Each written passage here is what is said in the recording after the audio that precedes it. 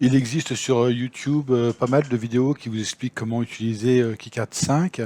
Je voulais venir sur KiCad 7 pour pouvoir réaliser une carte qui me permettait d'avoir des feux tricolores.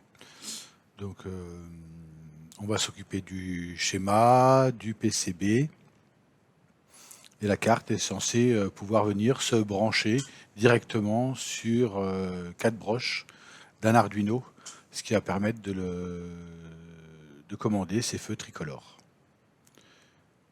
Il n'y a pas beaucoup de différence entre KiCad 5 et KiCad 7, mais des icônes ont changé, donc ça me paraît important de faire une mise au point. Donc tout d'abord, dans KiCad 7, nouveau projet. Vous choisissez un répertoire de travail que vous aurez pu créer préalablement. Le mieux, c'est de donner un nom qui correspond à ce que vous allez faire. Donc ici, vous voyez, feu tricolore KiCad 7. Et je vais travailler sur un projet qui va s'appeler feu tricolore. J'enregistre. Donc, l'éditeur de schématique est important. L'éditeur de PCB, on va commencer par le schématique. Donc c'est ici que nous allons faire le schéma. Première chose, je choisis mes composants. Donc il va récupérer la bibliothèque de toutes les empreintes des composants pour pouvoir faire le schéma. Donc on risque d'avoir besoin d'un connecteur, de 3 LED et de 3 résistances, tout simplement. On attend la fin. Voilà, on a la liste des composants. On va d'abord chercher une LED. Voilà, double-clic. On la place. La molette permet de se rapprocher. La touche R permet de tourner, de faire une rotation. Copier-coller fonctionne. Ne fonctionnait pas sur la version 5.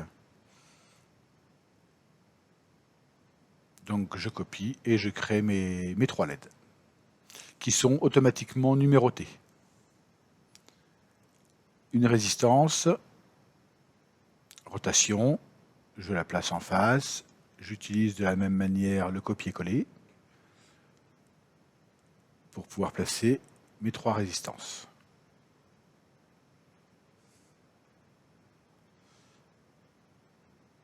Je reclique dans le blanc pour aller chercher mon connecteur.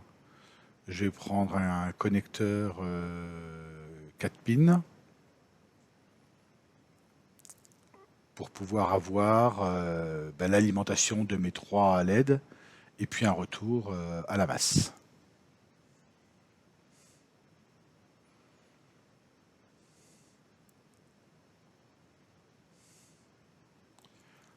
Ensuite,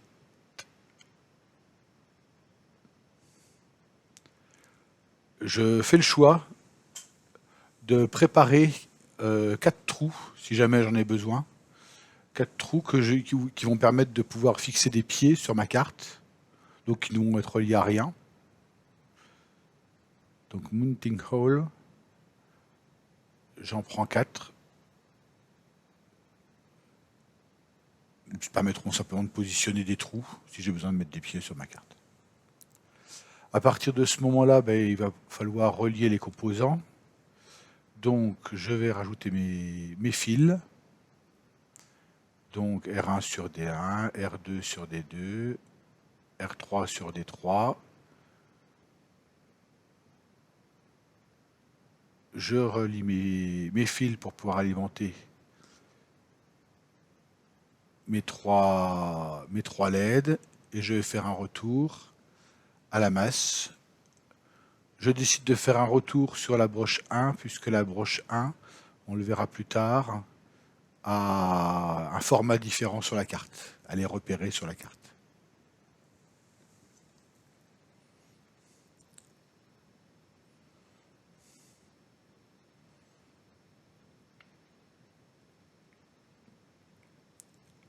On clique sur un composant, on peut appuyer sur M pour déplacer le composant.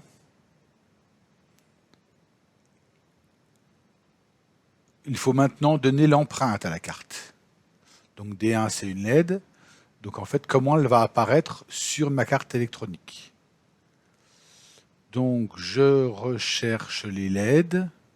Donc il y a toutes les LED possibles là. Je prends des LED 3 mm. Et on a possibilité ici, un par un, de pouvoir enregistrer les empreintes des composants. On clique sur OK quand j'ai choisi.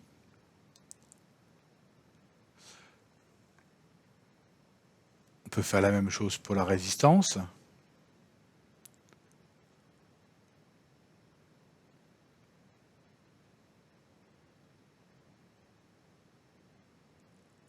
Donc il y a plusieurs types de résistance au niveau empreinte. Eh bien, en fait, c'est à adapter en fonction des résistances que vous choisissez. Vous avez possibilité de l'avoir en 3D. Donc voici l'espacement qui est proposé entre les deux pastilles de la résistance. Donc je décide de prendre celle-ci. En fait, il y a un meilleur moyen, enfin, que je préfère. C'est au lieu de prendre les composants un par un, on a possibilité, en cliquant sur choisir la référence, exécuter l'outil d'affectation des empreintes. Il y a possibilité de récupérer tous les composants et puis de fixer l'empreinte pour chaque composant. Il faut bien comprendre qu'il y a le schématique, qui est le schéma de votre montage, et les empreintes qui vont apparaître réellement sur la carte. Ils apparaissent un par un, vous choisissez l'empreinte que vous décidez de prendre. Quand vous double-cliquez, ça affecte ici je vais prendre la 5 mm pad. On double-clique. Quand on redouble-clique, ça prend ensuite en dessous, donc ça permet de prendre les 4. Maintenant, mon connecteur.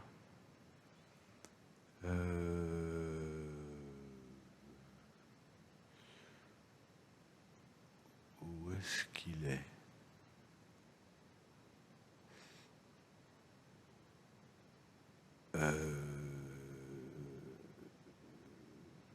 Non, c'est pas un 2 mm. Alors, il est où?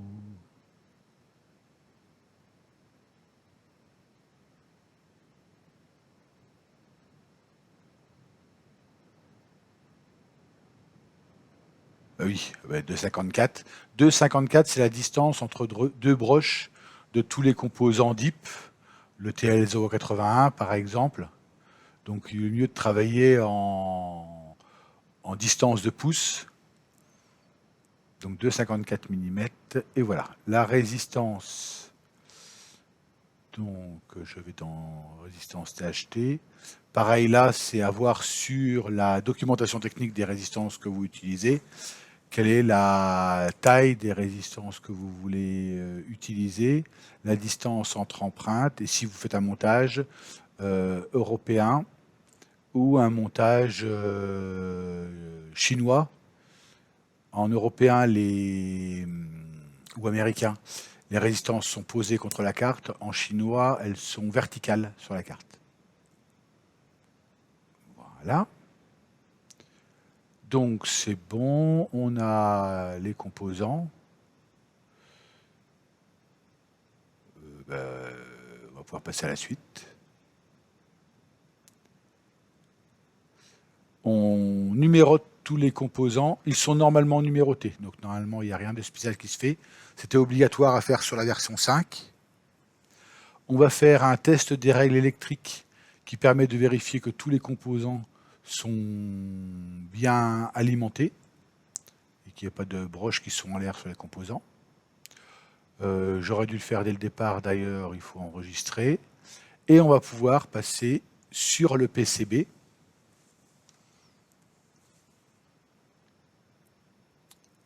Donc on se retrouve sur un écran noir, c'est pareil, c'est l'habitude à faire, et on lui demande de ramener sur le PCB tous les éléments du schématique. Update le PCB. Alors, il nous précise qu'il y a des problèmes avec H1, H2, H3 et H4, qui sont les 4 mounting halls. C'est normal, puisqu'ils ne sont reliés à rien. J'aurais dû les relier à la masse. Ici, on voit que j'ai une résistance sur laquelle je me suis trompé. On va voir ça. En haut à droite, FQ, donc c'est forward, c'est le dessus de la carte, on met un composant. BQ, backward, donc c'est l'arrière de la carte, là où il y a le cuivre. Et puis Edge Cut qui va nous permettre de choisir les bords de ma carte. Donc j'ai un problème avec cette résistance-là. Je vais tout de suite la changer. Donc je reviens ici. Je vais lui redonner. Alors effectivement, je me rends compte que c'est 25508 et 25254 que j'ai pris pour les deux autres résistances. Donc je vais reprendre la même chose. Donc c'est des 6, 3, 2, 5, 254. Voilà, c'est bon. Où est-ce qu'elle est encore?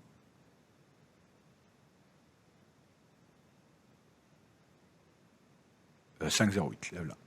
Ok. Je retourne sur le PCB et je refais un update de mon PCB. Et là, je récupère bien mes composants.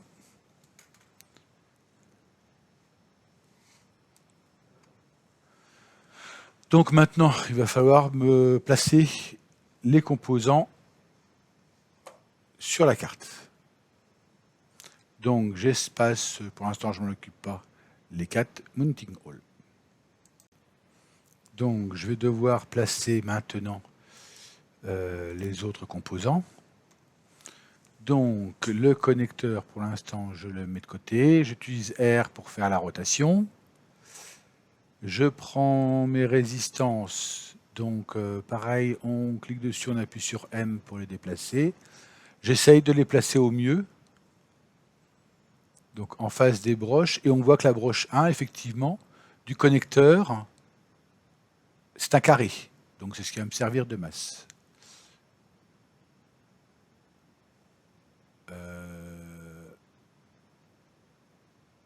Ça, voilà. C'est bon. Ma troisième résistance. R. M pour la sélectionner. R pour la faire tourner. Je place mes LED. Alors pour avoir un minimum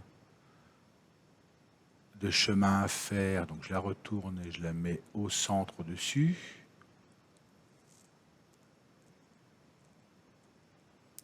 Pareil avec la deuxième.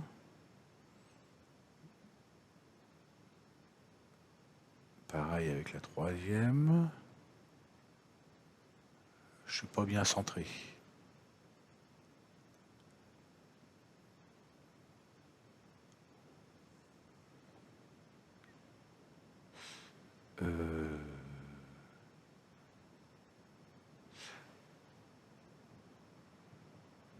Alors, je vais bien replacer tout. On va faire ça comme ça. Dans l'ordre, je vais replacer bien mes LED pour qu'elles soient parfaitement centrées.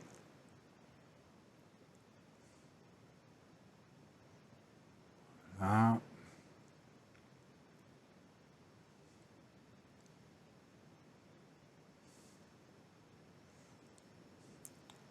Alors, si je mets mes pistes du côté cuivre,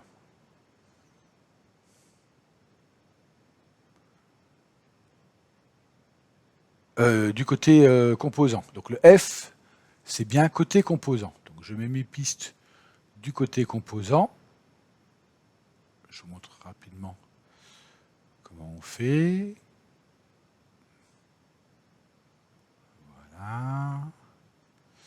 Ensuite, la résistance va sur les anodes des 3 LED.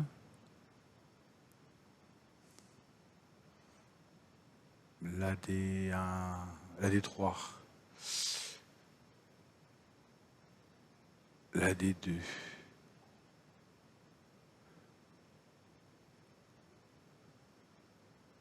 la D1, et je vais enfin relier ma masse.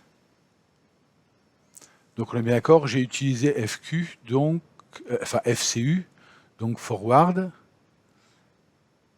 et je vais mettre mon cuivre du côté composant.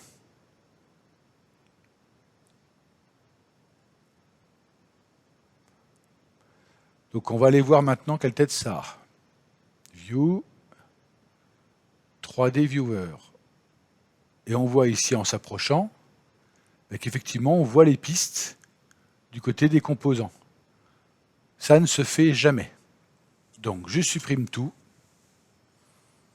Alors je vous l'ai montré au cas où vous voudriez mettre des pistes d'un côté et de l'autre. C'est utile quand on a trop de pistes et qu'on n'arrive pas à placer tous sans qu'elles se croisent. Dans ce cas-là, on fait un trou à travers la carte et ça nous permet de ne pas avoir de fil de croisée. Donc maintenant, je me mets du côté cuivre.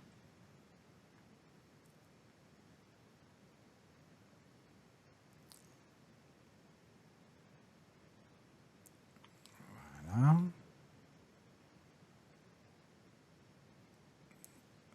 Voilà.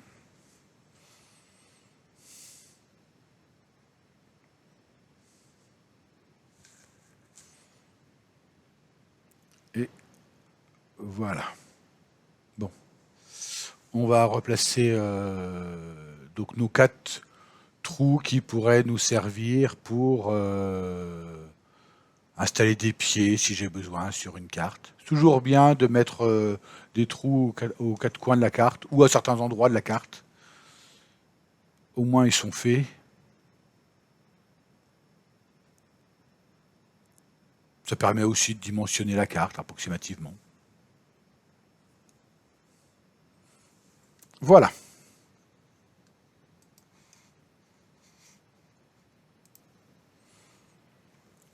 Bon, alors maintenant on va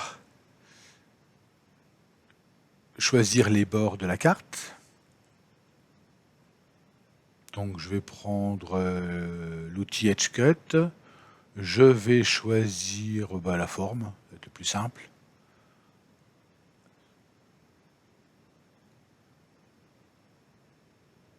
J'optimise pas automatiquement ma carte. Pour l'instant, c'est juste un exemple que je fais.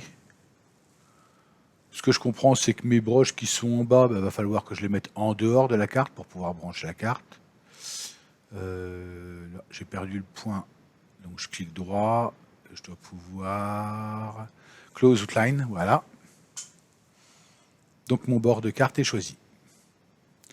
Je vais aller voir mon résultat. Donc voici votre carte. Les résistances se sont placées et normalement je dois pouvoir voir les pistes à l'arrière.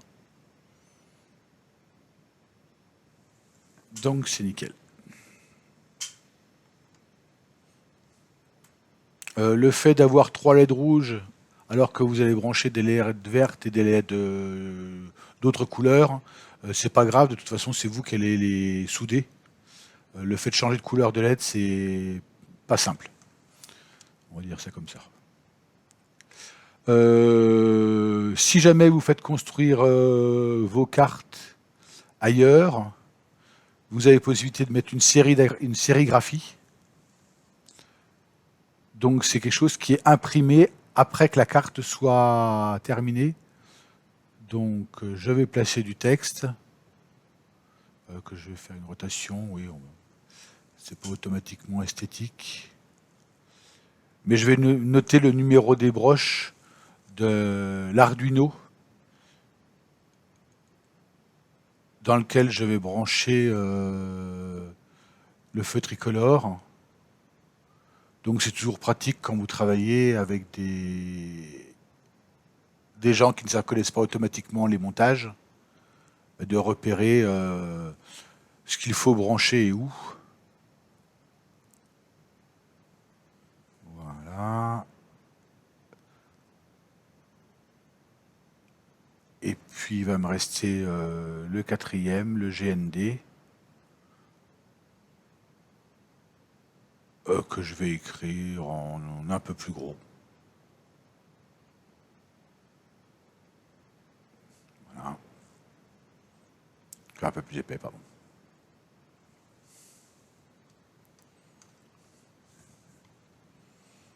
Comme ça, c'est pas mal.